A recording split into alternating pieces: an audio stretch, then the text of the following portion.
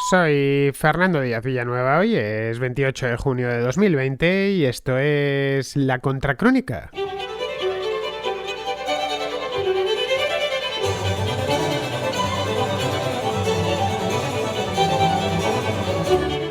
Bienvenidos a La Contrarréplica, el espacio de los domingos dedicado en exclusiva a los contraescuchas. Y cuando digo a los contraescuchas, digo bien, porque el programa de hoy, como todos los domingos, bueno, y como todas las partes finales de el último tercio de La Contracrónica, durante toda la semana también está dedicada a los escuchas. Este programa sin los que están al otro lado simplemente no sería posible, o bueno, sería posible, pero sería bastante peor, todo hay que decirlo. El de los domingos es 100% para los que escucháis el programa, o tomáis el micrófono, o mejor dicho, el micrófono de vuestro teléfono y me enviáis dudas, reflexiones, etcétera. Hoy tengo unas cuantas reflexiones que están muy bien y bien, yo las voy pasando conforme va llegando el momento.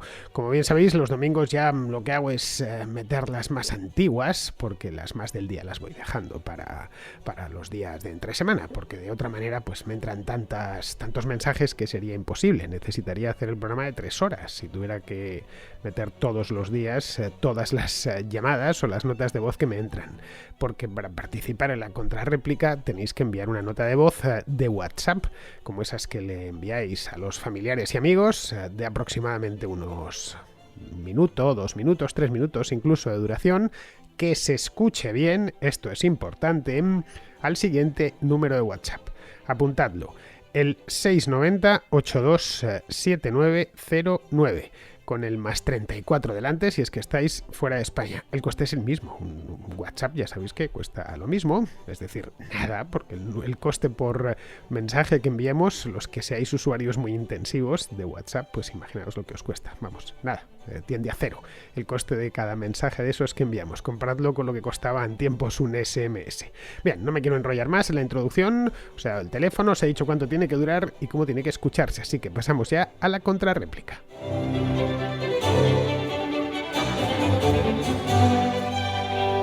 Empezamos con Severino, que nos habla, hace una reflexión sobre la izquierda y la idea de España. Me gustaría comentarte una cosa que me llamó bastante la atención y es, bueno, el caso típico y bastante tratado ya en tu programa de que tiene, bueno, el problema que tiene la izquierda con, sobre todo la extrema izquierda con el concepto de España.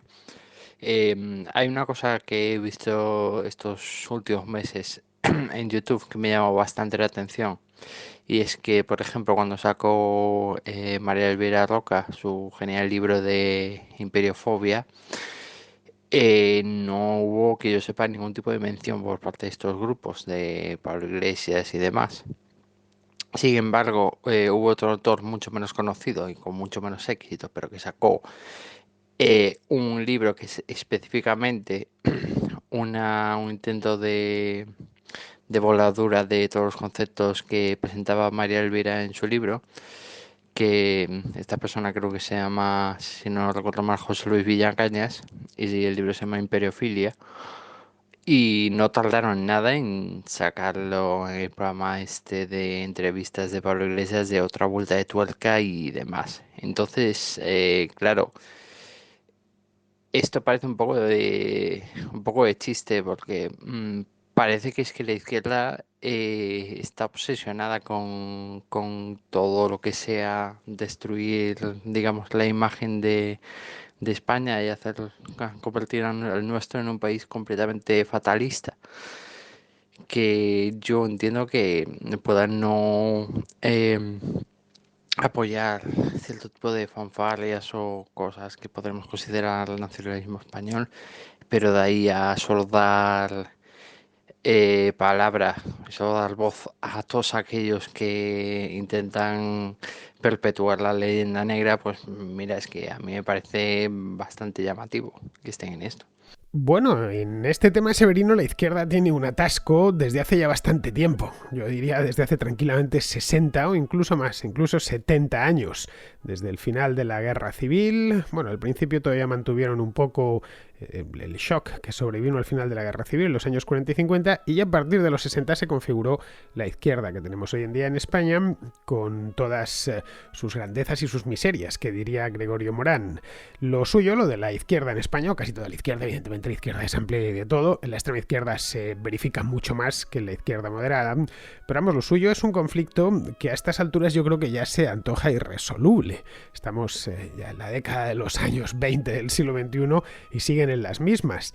Tienen auténtica alergia a los símbolos nacionales. Su percepción del país y de la cultura local es tremendamente negativa. Eso lo vemos en casi cualquier cosa. Siempre que alguno de sus líderes tiene ocasión de mostrar su opinión, la opinión suele ser mala, y en eso está incorporado la historia. Si el país es malo, pues la historia de ese país tiene que ser mala, negativa, todo ha estado equivocado. Se entiende hasta que lleguen ellos, y entonces pues se amanecerá y todo será perfecto, etcétera, y corregirán un error que ha durado pues cientos de años. No lo sé, el hecho es que lo que tenemos es lo que hay. Yo lo he visto a lo largo de toda mi vida, y todo lo más que he podido hacer es estudiarlo, ¿no? Estudiarlo mediante la observación. Bueno, llegan al extremo de que bastante a menudo evitan decir hasta el nombre del país, sustituyéndolo por los consabidos este país o el Estado. Son los eufemismos más habituales, que se los llevan incluso a la lengua escrita. No es que les salga, ¿no? Este país, no. Luego lo ves que en algunos artículos, especialmente en su prensa o en sus libros, ves que la palabra España no aparece por ningún lado. Solo puedes encontrar el este país, el país, o directamente lo del Estado. A mí esto del Estado siempre me hizo mucha gracia cuando lo dicen. Cuando dicen aquello de a nivel estatal. O, no sé, o en todo el Estado. Dicen, esto ha sucedido en todo el Estado. Yo, sinceramente, me imagino a los ministerios. No sé, cosas del tipo, la selección del Estado. Esto es muy habitual en cadenas autonómicas como la ETV en el País Vasco. Yo cada vez que lo veo sonrío. No sé, pienso a los funcionarios de pantalón corto echándose un partido de fútbol o partido de baloncesto. Que la selección del Estado ha ganado tal cosa. Caray, que hay una selección que se ha hecho entre todos los ministerios. Ahora ya más o menos estoy acostumbrado, pero al principio me chocaba mucho. Yo percibo perfectamente lo que es el Estado. El problema no es mío. Distingo bien, de manera intuitiva además, entre lo que es la nación y lo que es el Estado, que no son la misma cosa. Pero bueno, desde hace décadas la izquierda en España niega la existencia de la nación española, y por lo tanto solo les queda el Estado, de ahí que lo confundan, de ahí lo de estatal y el uso de estatal casi para cualquier cosa. Pero bueno, están imbuidos, probablemente sin saberlo, del mito romántico, y falso por cierto, de que nación solo puede haber una. Como Estado solo puede haber uno, una nación que excluya a todas las demás. Por lo que, y aquí se encuentra ante el problema, si aceptan la existencia de la nación española y de España en sí misma, creen que niegan otras identidades nacionales. Entonces, de ahí que les veas hacer equilibrios en el alambre. Son francamente graciosos. Yo cuando lo veo, desde siempre, digo, bueno, mira, les están haciendo aquí unos equilibrios para tratar de no ofender y demás. A ver, se puede perfectamente ser español y ser otras cosas. Se puede, no sé, ser español y catalán sin ningún problema. Se puede ser español y castellano. Se puede ser español y gallego. Se puede ser español y vasco. Caray, no lo digo, no es que lo diga yo, es que esa es la realidad. Hay millones de personas que son ambas cosas sin ningún conflicto interno. Así que, no sé, negar una de ellas, porque sí, por una serie de prejuicios ideológicos y tal. Pero bueno, si esto de la nación y el Estado es llamativo, muy llamativo, lo es mucho más su rechazo a los símbolos. Y no solo a los símbolos, sino a las tradiciones del país. Podría decirse que lo que quieren es acabar con la monarquía, implantar una república. Bien, eso sería perfectamente legítimo, y eso, bueno, pues les llevaría a estar todo el día con la tricolor, ¿no? Y sacar la tricolor para toda la bandera republicana, vamos. Pero luego el hecho, y esto de nuevo, tomado de la observación, es que en sus mítines, en sus manifestaciones y demás, tampoco hay muchas banderas republicanas, en muchas de ellas ninguna. O tienes que buscarla, mira, ahí está la bandera republicana, digamos casi la de cuota. Son, de hecho, una minoría en comparación con otras banderas, no sé, las regionales, por ejemplo, son muy habituales, las manifestaciones de la izquierda, de la extrema izquierda, bueno, la extrema izquierda directamente todas son, ni siquiera las regionales de toda la vida, qué sé yo, la señera y tal, pues está, es cuando apareció, por ejemplo, lo de la estelada, que es la habitual. Llevan también banderas del partido, o banderas de partido, de su colectividad, de su tal, o bueno, directamente de puros colectivos, llamémoslos identitarios, no sé, como la bandera arcoiris, que es muy habitual, o esa que llevan algunas feministas con un puño cerrado dentro del símbolo femenino, que es así de color morado de fondo, supongo que lo habréis visto. Esto pasa con la simbología, lo mismo, reniegan del escudo, en fin, toda la simbología la simbología curiosamente del Estado. Porque realmente los que tienen símbolos estables es el Estado, no es la nación. Las tradiciones no, las tradiciones son algo que sí que nace de abajo. La simbología no, la simbología viene desde arriba. Pero las tradiciones es algo que nace abajo y que va subiendo hacia arriba, es algo ascendente. Pero con eso les pasa lo mismo. Siempre y cuando no sean muy regionales, eso sí. Si son muy regionales, entonces no pasa nada. Pero como entiendan que son de todo el país, le hacen las procesiones de Semana Santa, por ejemplo, entonces todas las críticas a esas procesiones son pocas. Lo hemos visto más como en los últimos 6 o 7 años hemos tenido un brote de extrema izquierda en España, que no se veía desde la transición, pues han podido dar el do de pecho, ¿no? Y en algunos sitios han llegado a decir que hay que un poco menos que prohibir las procesiones, que aquello es un atraso, etcétera, a pesar de que suelen estar llenas siempre, allá donde hay tradición, quiero decir, donde hay tradición procesionística. No es el caso de Madrid, pero sí lo es el de Sevilla, el de Valladolid o el de otras ciudades de España. Bueno, pues eso directamente lo rechazan. Eso sí, si las tradiciones son locales, no pueden identificarlas con alguna de las naciones para ellos incompatibles con otras, que sé yo, en Cataluña, el País Vasco, etcétera. Entonces esas tradiciones las adoran, consistan en lo que consistan. Mira, cuando irrumpió Podemos, hace ya, pues caray, con 6 años, más de 6 años, algunos de sus líderes trataron de reclamar la idea de España.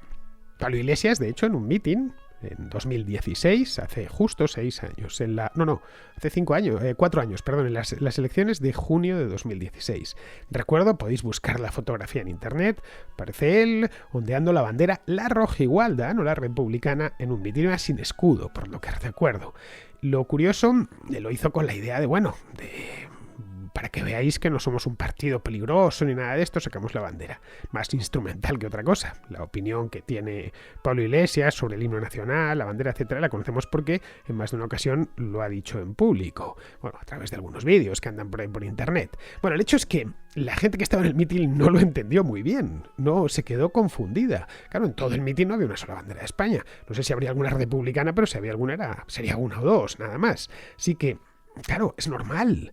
Toda la vida diciéndoles que esa bandera es franquista, que España no existe, que se la inventó Franco, qué sé yo, pues no les había dado tiempo a asimilarlo. Ese gesto, además, no sentó bien, en absoluto, a las confluencias regionales del partido. Que Podemos, en su origen, eran pues un batiburrillo, una especie de movimiento, no diré nacional, pero una especie de movimiento que incluía un montón de gente de distintas partes, ¿no? Algo así como un cajón desastre.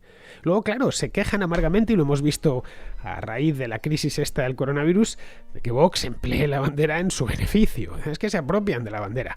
Pero claro, nada les impide hacerlo a ellos. La bandera está ahí para quien quiera usarla, cualquiera. No hay más que ver en otros países, en Estados Unidos o en el Reino Unido, cómo la bandera la utilizan hasta las estrellas del rock.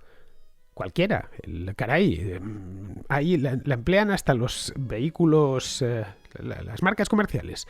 Y una marca lo conoceréis, los Mini. Bueno, pues desde hace unos años los faros traseros llevan la Union Jack. Yo lo he visto alguna vez por Madrid, que vas y ves que frena y automáticamente ves que se dibuja la Union Jack a los dos lados. Es decir, aquí el problema con la bandera y la simbología nacional proviene es más bien general, pero la izquierda no quiere saber absolutamente nada de ella. Como ya digo, en otros países hasta las propias marcas comerciales. Cualquiera puede utilizarla. Claro, pero es que no quieren o no pueden hacerlo, porque llevan 40 años cabalgando sobre la idea de que España no existe, que es una cárcel de pueblos y poco menos, como he dicho antes, que se la inventó Franco. Así que me temo que esto va a seguir así durante mucho tiempo, a pesar de que muchos lo han intentado dentro de la izquierda. Bueno, acabemos ya con esta locura, ¿no? Pero estas cosas son lentas. Son fenómenos de onda larga. Las inercias son muy poderosas y y buena parte de su identidad a lo largo del último medio siglo la han construido sobre la negación misma de España y de toda su simbología. Yo personalmente, y lo he dicho en más de una ocasión, creo que es una buena noticia. El día que la izquierda en España se nos vuelva patriotera y se abrace a la bandera, ese ya será el final. Vamos, se envolverían en ella como en Venezuela. Bueno, a cambio tendríamos alguna cosa buena. Podríamos ver a Errejón con un chándal de la bandera de España, lo cual, para que negarlo, pues tiene su atractivo. Pero vamos, lo veo complicado. Todo indica que seguirán con sus complejos porque, entre otras cosas, porque electoralmente dependen de los nacionalistas y de atraer ese voto.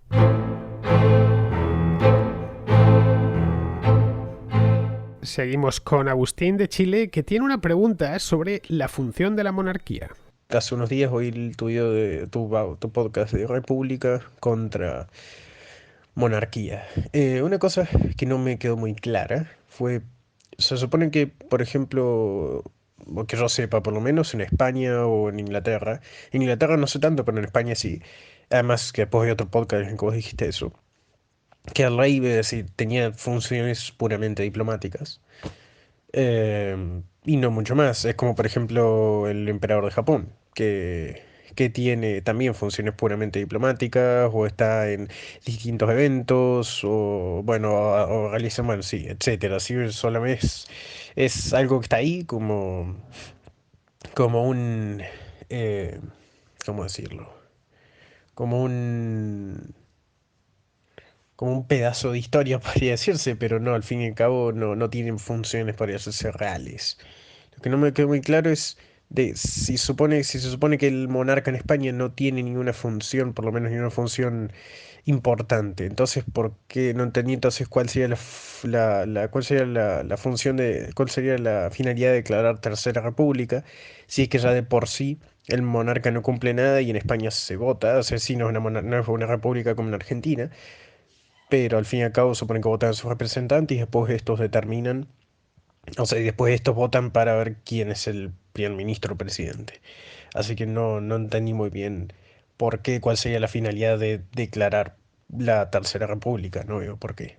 Pues mira, Agustín, efectivamente el rey de España es una figura simbólica y puramente protocolaria, es decir, de una serie de funciones el rey trabaja, no pienses que está en su casa tocando el guitarrón o no sé, como los reyes del antiguo régimen, ¿no? Estaban en los jardines de sus palacios dedicados a la vida muelle.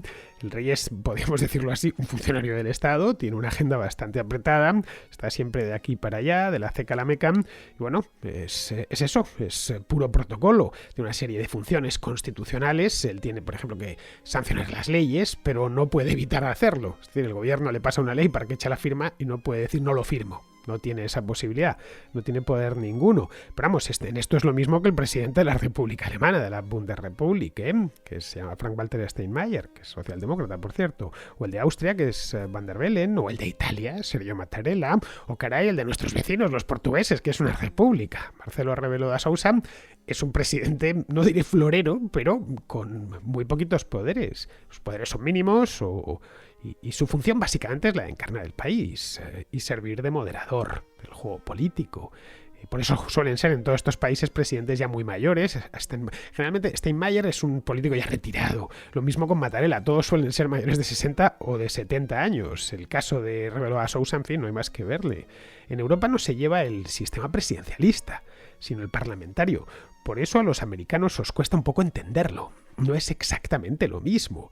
Aquí el primer ministro lo elige el Parlamento, no lo eligen los votantes. A Pedro Sánchez no lo hemos elegido los españoles. Los españoles han elegido en todo caso a la lista del Partido Socialista, que es a cuya cabeza iba Pedro Sánchez, nada más. Aquí no se vota a nadie, se votan listas, que más están cerradas. Otra cosa es que, bueno, que se genere esa ilusión casi publicitaria de que estamos votando a un tipo, pero no es así. La única excepción en Europa es Francia, que es un sistema, llamémoslo, semipresidencialista. El resto son sistemas parlamentarios con o sin monarquía, que, bueno, tampoco...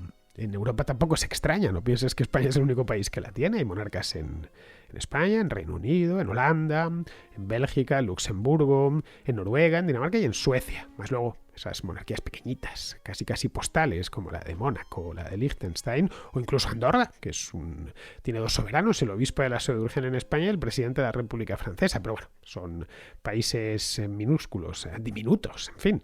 De los grandes, como ves, hay varios. En todos los casos son reyes sin apenas poderes o sin poder alguno.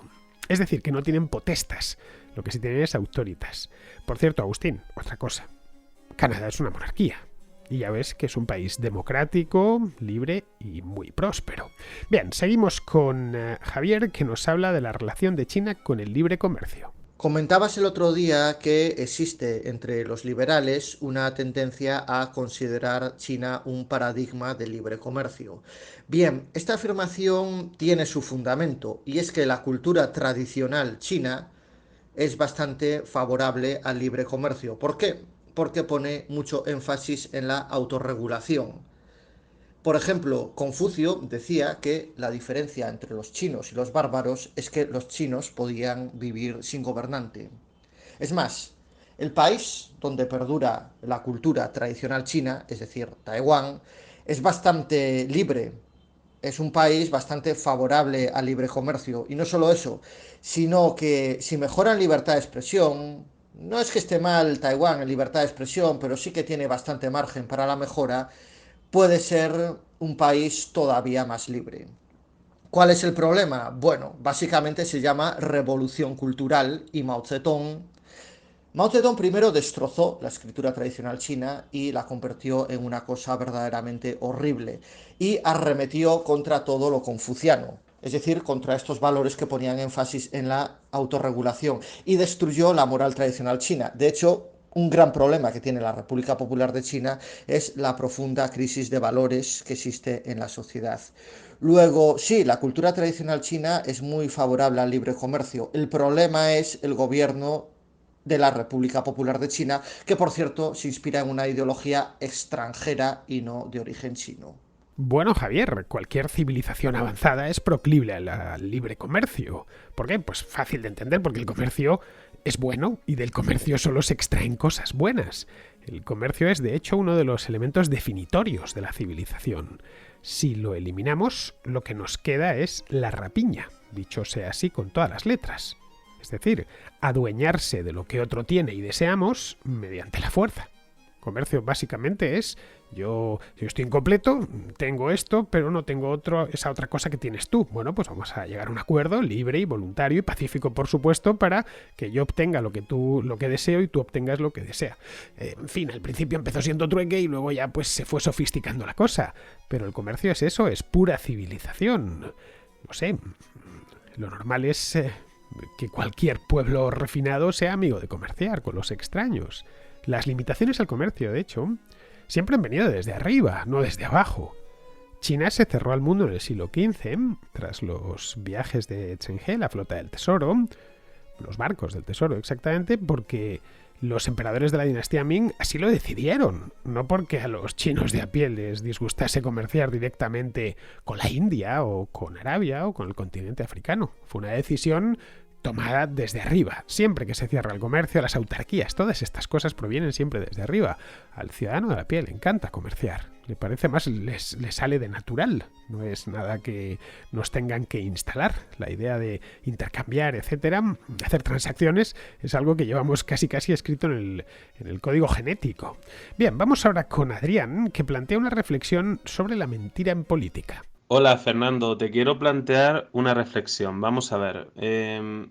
Tú dices que los políticos son mentirosos por naturaleza, y es cierto. Tú en política, si eres honesto y si dices la verdad, es que es imposible prosperar.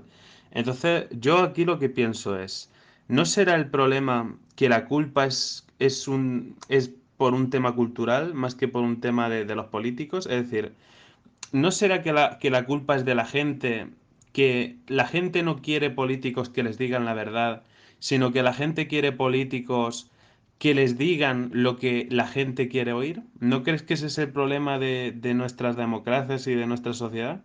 ¿Tú no crees que si la gente estuviera más abierta a, a escuchar la verdad, aunque sea una verdad dura. Por ejemplo, que llegue un político y te diga, pues mira, se acerca una crisis y vamos a tener que prepararnos, vamos a tener que ahorrar, vamos a tener bueno, que se van a acabar, que van a llegar las vacas flacas. ¿No crees que sería mejor, no sé, cómo se puede cambiar esto? Porque no tengo ni idea de cómo se puede cambiar esa mentalidad de la gente.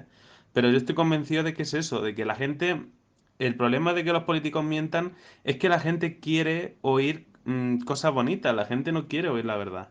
Entonces, no sé, a ver qué te parece. Un saludo.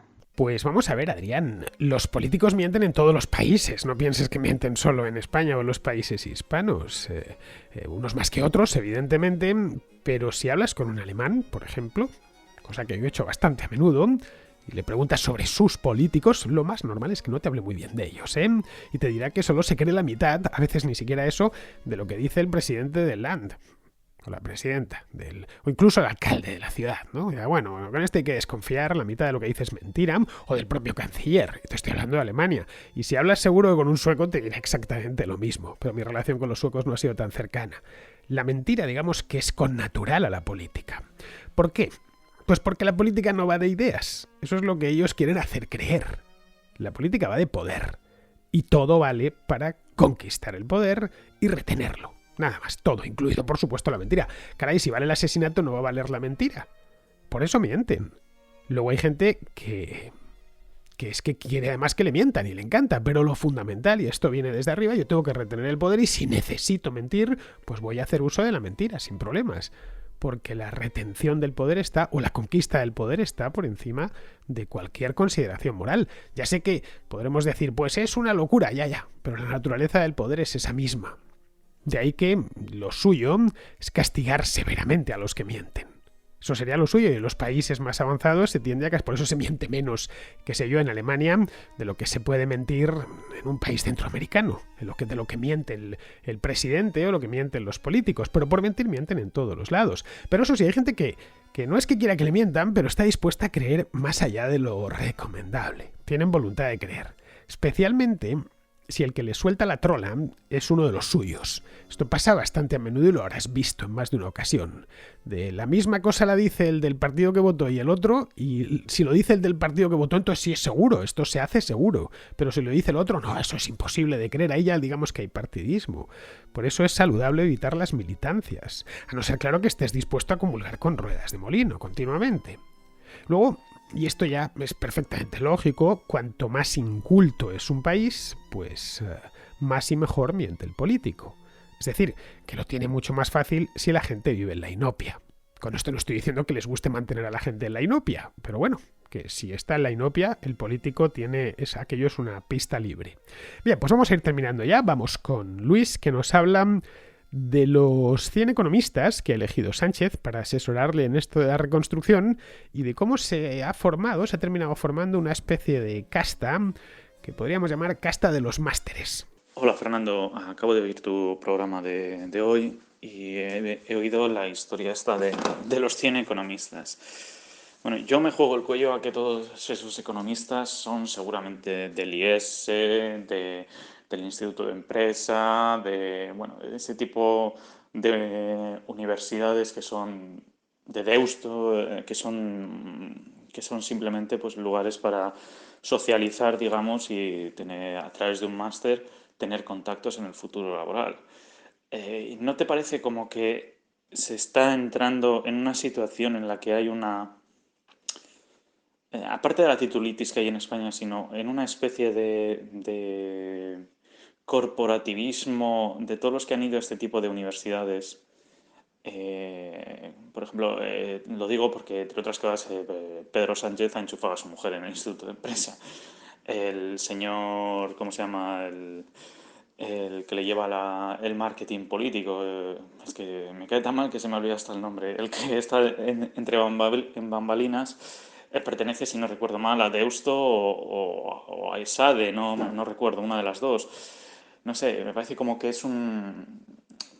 es la nueva casta que viene de ese tipo de universidades, pues como los que vienen es como los de la Facultad de Políticas, pero en el ámbito de económicas, es decir, todos amiguetes, enchufaditos, se llaman unos a otros y al final, pues oye, mira, cuando llega uno al gobierno le montan, un chiringuito y le pagan. En este caso, el chiringuito, es decir, 100 economistas. En otro caso, pues oye, es decir, que si Instituto de la Mujer o Instituto de la Garrapata de, no sé, de Torres Cárcela, que es un animal que en peligro de extinción. O sea, ese tipo de chiringuitos para cobrar, pues oye, mira, 100.000 euros por estar 15 días ahí. O sea, a mí me toca las narices eso, ¿no? Que en realidad no... dicen ser gente formada, pero en el fondo no han tocado mucho tiempo el trabajo de campo, ¿no? El estar ahí en una empresa, sino que simplemente han llegado, se han ido por el Instituto de Empresa, ESA o Deusto, y les ha llovido un contrato, ¿eh? Igual que los de políticas de Somos Aguas, ¿eh? Que si tú eres amigo del no profesor Pablo Iglesias, pues consigues algo y te montan un chiringuito. Pues nada, es eso. Un saludo. Bueno, Luis, la señalización de la virtud siempre ha existido. Tú tratas de poner señalizaciones, la moda es eso básicamente, elegir una marca o no una marca, o una serie de complementos, una serie de títulos que tengas para estar señalizando a los demás con una especie de semáforo, soy bueno, soy importante, soy sabio. Hace 200 años necesitabas un título nobiliario si querías hacer algo en España, bueno, te diría que en cualquier país de Europa, por eso el rey los vendía. Simplemente, mira, en el siglo XIX los que hacían dinero desde abajo, que hubo unos cuantos, no cejaban hasta que el rey les concedía un título. Ahí tienes el caso de José de Salamanca, que era un malagueño, normal, un plebeyo, digamos, hijo de un médico de Málaga, que dio un braguetazo casándose con la hija de un comerciante muy rico, y bueno, y a partir de ahí ya se vino a Madrid y empezó a construir una fortuna, y la construyó bien grande. Es uno de los padres del ferrocarril en España. Cuando ya la tuvo, cuando ya era rico y había dado unos pelotazos en bolsa de padre muy señor mío, pues no paró hasta que Isabel II no le otorgó el título de Marqués de Salamanca, bueno, ese y el de Conde de los Llanos, con grandeza de España incorporada, que era una credencial fundamental para en aquel entonces, a mediados del siglo XIX, ser alguien en la corte. Hoy ya no importa, hoy llegas a un sitio diciendo que eres Conde de los Llanos y muy bien, pues nadie le va a dar importancia, a excepción quizá de otros nobles, que esas cosas les importan. Pero vamos, un título nobiliario no te abre ninguna puerta. En 1860 te las abría. Esto, como ves, sucedía a mediados del siglo XIX e incluso entrados todavía al principio del siglo XX.